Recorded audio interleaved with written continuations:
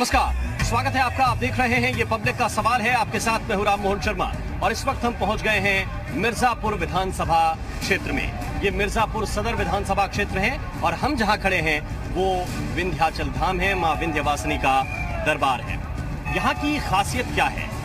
यहाँ की खासियत ये है कि यहाँ पर पर्यटन की संभावनाएं अपार हैं। आसपास बड़े अच्छे वाटरफॉल हैं, बहुत खूबसूरत मंदिर है, बहुत लोगों की भावना जुड़ी हुई है, दूर दूर से लोग यहाँ पर आते हैं। लेकिन इस वक्त मुद्दा क्या है?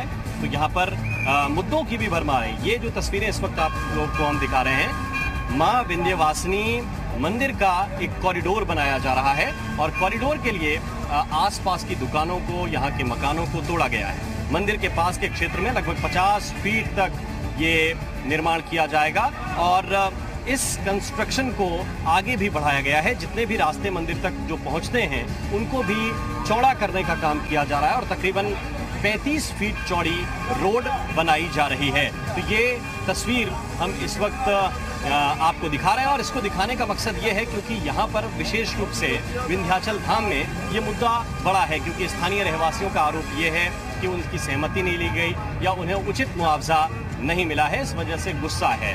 हालांकि यहाँ के जो विधायक हैं रत्नाकर मिश्रा, वो खुद पंडा समाज से आते हैं और तीर्थ पुरोहित रहे हैं, यही उन्हें टिकट मिलने का आधार भी था और वो यहाँ के विधायक भी कुछ इसी आधार पर चुने गए थे।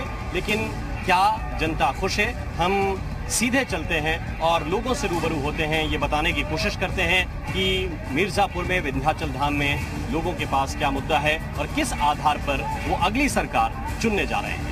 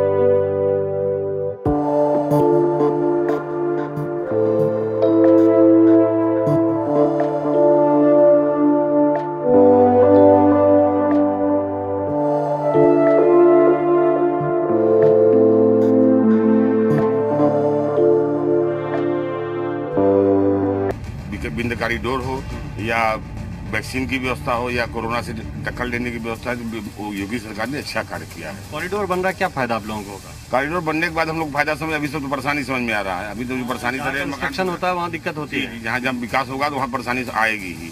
लेकिन ये कार्य अच्छा हो रहा है और आगे हम लोग सोच रहे हैं कि हम लोग का भविष्य उज्ज्वल है। ऐसा है कि यहाँ जो कार्य हुआ है विंध्य कॉरिडोर का, उसमें किसी की सहमति नहीं लिया गया। यहाँ नागरिकों से किसी प्रकार से पूछा नहीं गया। वो परिक्रमा मार्ग चौड़ा होगा, वो और बहुत अच्छी चीज है, होना चाहिए। मंदिर के चारों तरफ हम जन्मभूमि देख रहे हैं ना, वहाँ देखिए पोल निकल रहा है। सरकार अच्छी काम कर रही है। हम आप या जो भी जिसके सोच में जो भी गलत भावना हो वो अपनी जगह है। लगभग अच्छा, मन की गलत भावना अलग है, आपको लग रहा है कि सरकार ठीक काम कर रही है। क्यों भैया?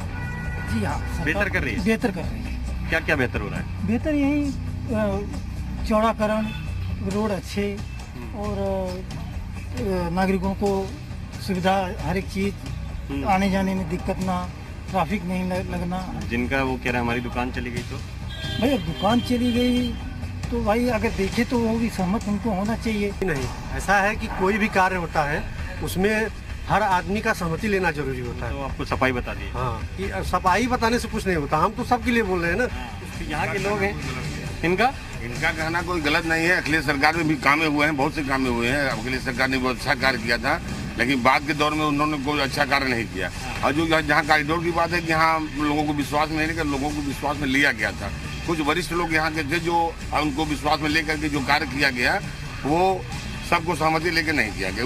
उसके लिए जो इनकी शिकायत है बिल्कुल सही है। क्या ये ज्यादातर यहाँ दुकानदार लोग कब सहमति देते हैं किसी काम के लिए? 100% सहमति वाली बात नहीं। यहाँ तो यहाँ बहुत सी ऐसी चीजें हैं जिसका आपस में तालमेल बैठा के कार्य किया जाता है। अभी तक हमारा पंडा समाज एकदम बिल्कुल एकदम हावी था हर चीजों पर। लेकिन अब लगता है जैसे कि जो कोई कह दिया उनको मानना बड़ा जरूरी है। जैसे मान लीजिए मंदिर में कैमरा लगाना हुआ, अब ये भी हम लोग विरोध किए तब जाके रुका, नहीं तो मंदिर के गर्भगृह में कैमरा लग रहा था। ऐसे ऐसी तमाम चीजें हैं जहाँ की देखो सब लोगों को विश्वास, विकास होना चाहिए, विकास होना, लेकिन सबको विकास में ले, सबको विश्वास में लेके विकास करना चाहिए। विश्वास जो यहाँ का जिला प्रशासन है, बहुत से सारे चीजें ऐसे होते हैं जो हमारे माननीय मुख्यमंत्री तक पहुँच नहीं पाता है। जिस प्रकार से यहाँ जिला प्रशासन उसके दोषी होते हैं, और जब मुख्यमंत्री के पास वो चीज पहुँचता है तो उसको बराबर किया जाता है, उसको लेबर मिलाया जाता है, जनता के बीच उसको स्पष्ट किया जाता है कि आपके द्वारा जो भी कार्य किया जाएगा एकदम साफ सुथरा से किया जाएगा और आपके पक्ष से किया जाएगा। तो जब माननीय मुख्यमंत्री जी को मालूम होता है तो सब चीज़ अच्छी हो जाते हैं। तो जिस प्रकार जिला प्रशासन कार्य देखता है और उनके अंतर्गत जो काम होते हैं वो थोड़ी सी गलत हो सकती है, लेकिन जब माननीय मुख्यमंत्री का आदेशित वहाँ हो जाता है, जो सारे वीडियो वायरल हो जाते हैं, तो उनके पास जब वो वीडियो पहुँचते तो सारे का दूध पानी कर दिए जाते हैं, तमाम अधिकारी सस्पेंड कर दिया जाता है उसमें। यहाँ के लोगों की मिलीजुली प्रतिक्रिया है। कुछ कह रहे हैं कि ये विकास बेहतर है, लोगों के फायदे के लिए है, तो कुछ बता रहे हैं कि उनके लिए ये नुकसान वाली बात साबित हुई है। हाँ, जो लोग बाहर से आते हैं, जो बाहर के पर्यटक हैं, उनके लिए ज़रूर एक बेहतर या चौड़ी सड़क, मंदिर के आसपास का एरिया जो क्लियर किया जा रहा है, पार्किंग की सुविधा, वो सारी चीज़ें की जा रही हैं। हम अब मिर्ज़ापुर के अंदर चलेंगे और वहाँ के लोगों से भी बात करेंगे।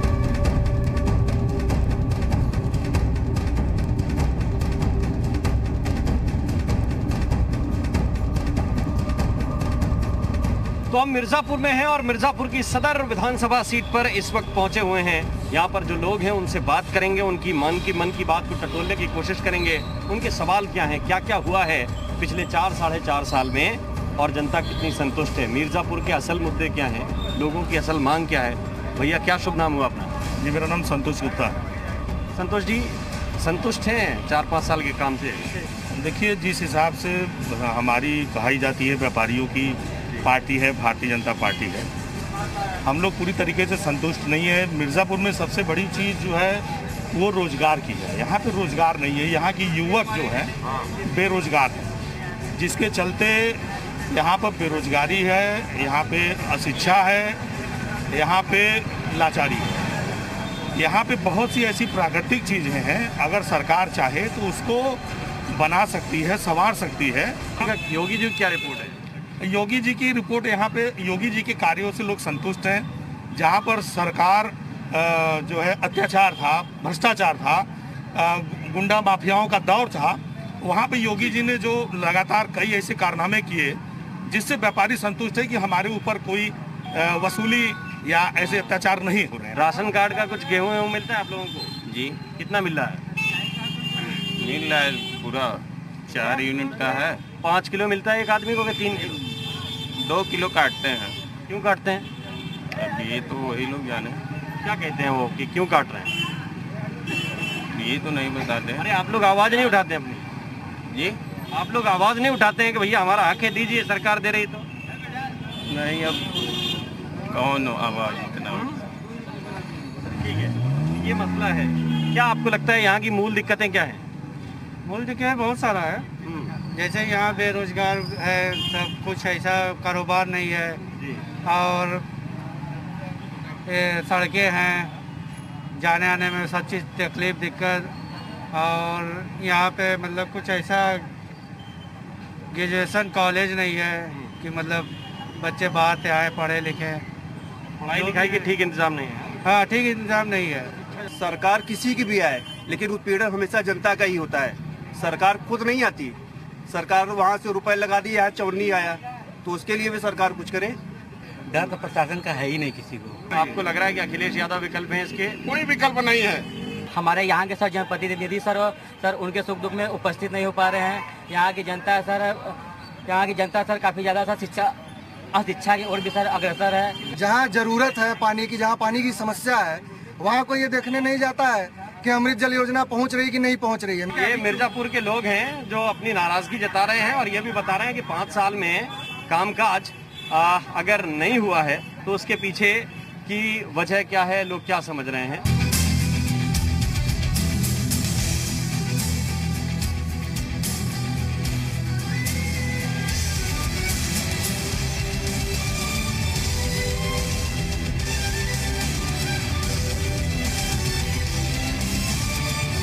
मिर्ज़ापुर को प्रकृति ने कई वरदान दिए हैं। जिनमें से एक अगर विंध्य पर्वतमाला है तो दूसरा ये गंगा की धार है। कई वाटरफॉल भी हैं, पर्यटन की अपार संभावनाएं भी हैं, लेकिन अभी भी मिर्जापुर के लोगों को एक अच्छे जनप्रतिनिधि की तलाश है। लोगों का कहना है कि इस बार वो उसी को चुनेंगे जो उनके मुद्दों को ऊपर तक पहुंचाएगा, मुद्दों का हल निकालेगा। पब्लिक का सवाल में अभी के लिए बस इतना ही। आगे किसी और विधानसभा क्षेत्र से आप तक पहुंचाएंगे जनता की आवाज।